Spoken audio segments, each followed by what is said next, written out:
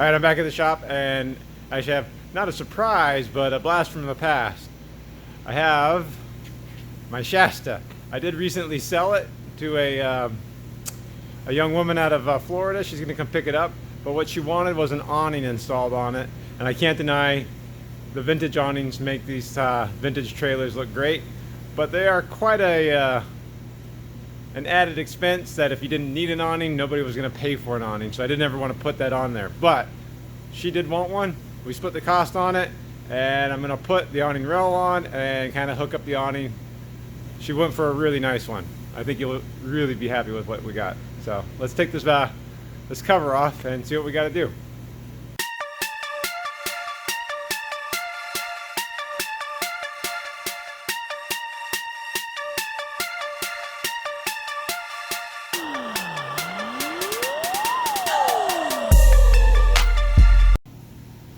All right, so here it is, my 1960 Shasta Compact.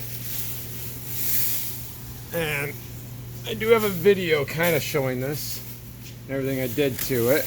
All right, so when I rebuilt it, I just used the normal J channel as a gutter. So she got a 7-foot awning, which is going to take it from about here to about here. I have to try my best to curve that awning rail without pinching the track that the awning's going to go into. But let's open the door and take a look at the awning. Right. So this was a custom-made awning from California. Maybe I'll put a link in the description. I haven't even taken it out, but this looks like a really high quality awning. I'm really pleased with the way it worked out. And the turnaround was really quite fast on the time too.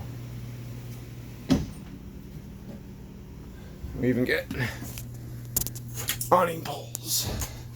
Okay, so let me get something to lay this new awning out and we'll take a look at what it looks like. All right, well this came from Marti's Awnings out there in Chico, California.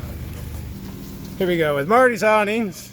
This is not a paid advertisement by any means. I just subscribed to Vintage Trailer magazine, which is right there.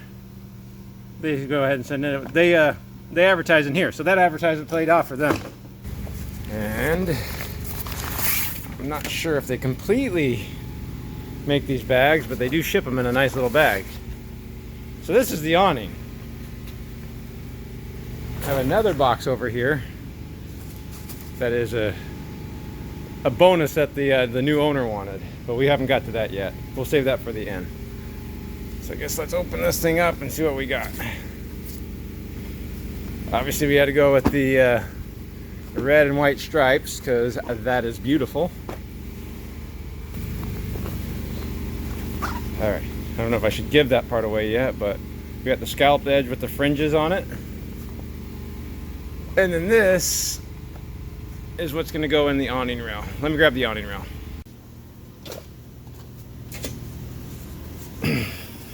Right, here's the awning rail right here.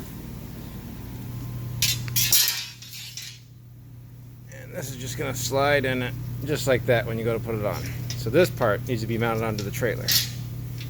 So let me get this beautiful awning out of the way after I get my measurements off of it so I can know how long to make this awning rail. Alright, looks like we need to be at least 85 inches. I think this is going to be close. Let me measure up this one and see what we got. Ooh, look at that. I just have to cut off like 5 inches. Alright, we'll cut that to length and then we will put it in place up there and find out how much of that we have to cut out. Alright, we got that cut to length. Now I'm going to have to find out where I want to start and where I want to stop this rail. Keep in mind this is a vintage Can-Ham trailer and so it bends around. And bending this is going to be a little bit hard because we don't want to collapse this channel inside. Here's an overview about what I'm trying to do and let's see if I can't get it there. Have to remove the old stuff and get this installed. All right, now on these vintage trailers, this metal piece is actually really important part of the weather stripping, or weatherproofing, because this metal on the outside comes around and bends over, and then this holds it tight and becomes the watertight connection point. So when I put this on, I know I won't be able to bend the end of it that much. So I'm going to start basically right where it's straight. I'll start right about here. Okay. I'll ease the top corner a little bit so it matches here. The screws will still be up just like this rail is. And I'm just going to take it all the way down to there and have it terminate where it terminates. So that'll be the least amount of bend we'll have to put on it. I mean, there's thoughts you can heat it up, but I think if we do this carefully, we should be okay. So let me get this marked where I'm going to cut it, get all the screws out, and pull the trim off. All right, should be the last screw here. I just got butyl tape behind here.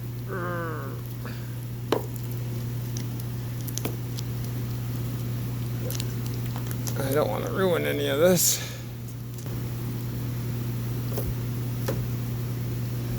Okay, that part's done. Now I just try to do the same thing on the front side. See how we do. Probably won't do very well. This is really soft aluminum. It's meant to be bent. That's why it's made for this as a J channel.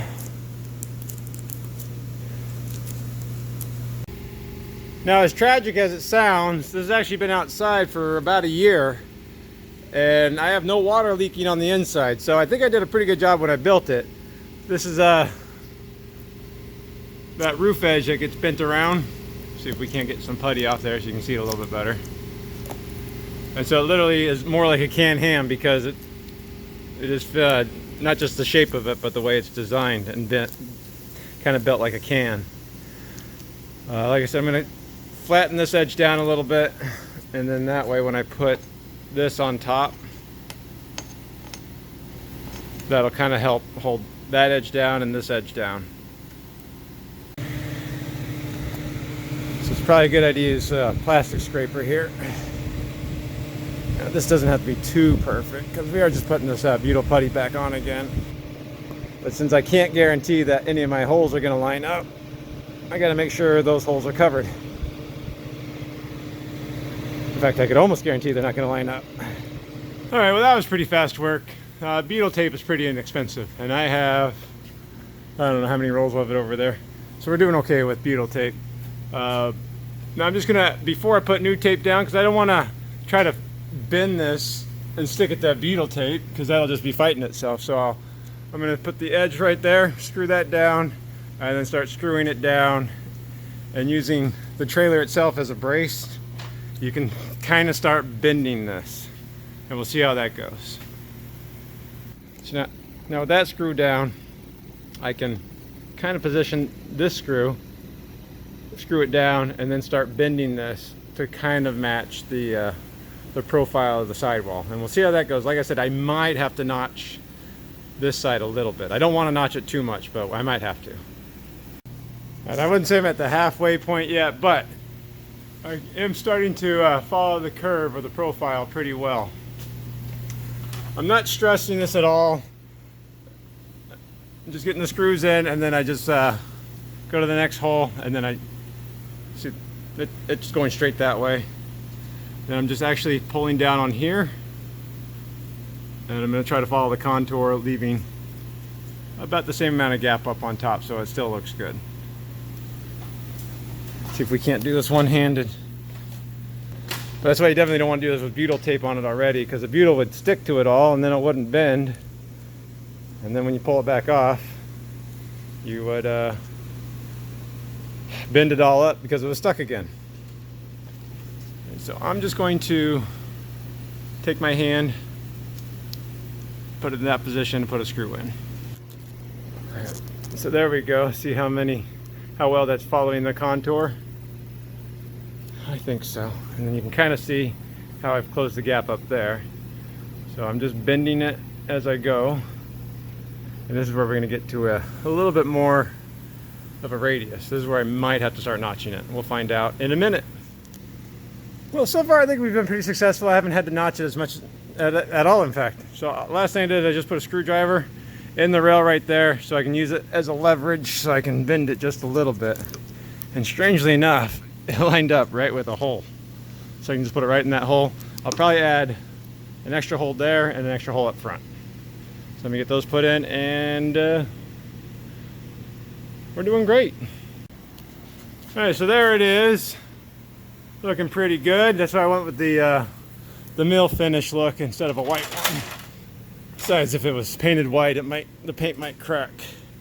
So now I can just put this J-rail back in place and decide where I want to put it. It might be just as easy to bring it all the way to that hole that still lines up with it. May not be a bad idea. I'm going to do that. Alright, I started taking that back off. You can kind of see it did bend, but it does keep a memory or a spring, which is actually kind of a good thing because it holds everything in tension. It keeps pressure on the screws and all like that. I did mark with little pencil marks on the roof where all the screw holes are. And then this is just where I'm going to cut the edge off a little bit to follow the radius. No reason to try to bend that. Bend this down a little bit, widen that up a little bit so when you feed the fabric in, it goes in nice and easy. So I'm just taking the awning rail off, and I'll put butyl tape on, and the awning rail will be installed. Now, if there's any advice I can give, it would be to do that dry run through that I did, where we made all the holes first and made a mark for it. And then when you're putting it on, don't tighten these all the way up until you have the whole thing in place, because if that's tight, the putty won't let it slip very easily. But you can see, because I don't have it tight, it slips very easily. So that's a tip I would say. Then once all the screws are in, then you can go tighten them all up. And there it is. The rail's installed. Next step is to feed the awning in there. Let me see how this is going to work. Otherwise, this was all for naught, right?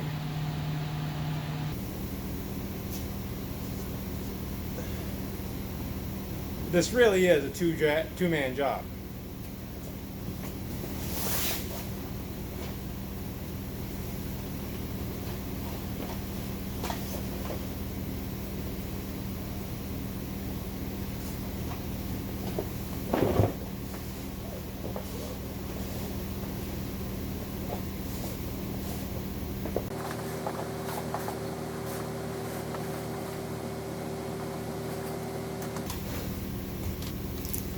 It's obviously going to be pretty hard to put stakes down in the ground in the shop. Alright, well, I won't deny that it's awkward to set up where I have it laying in the shop. It'll take me a little while to rearrange the shop to get this trailer out of here. But overall, that's what it's going to look like. It should add a lot of functionality to the trailer because it basically doubles the amount of living space.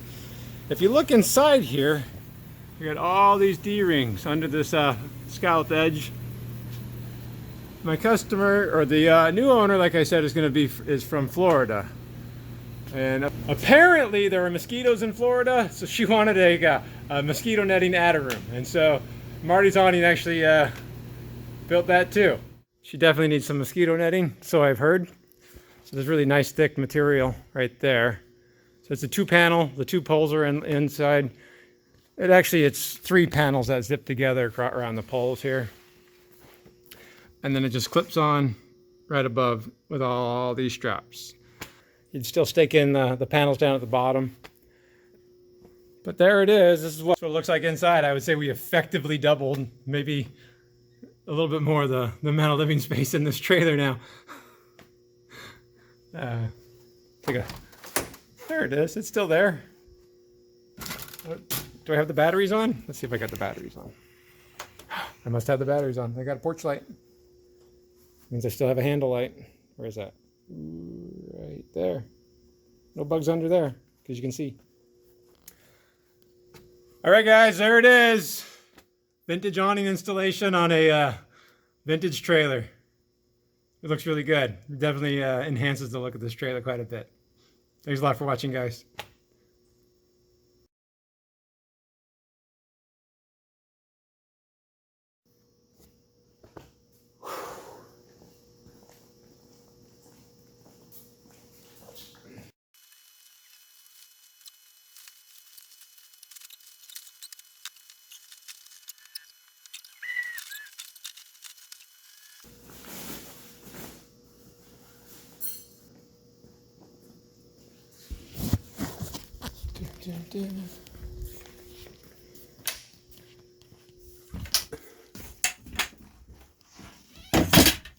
Well, that's a handy closet.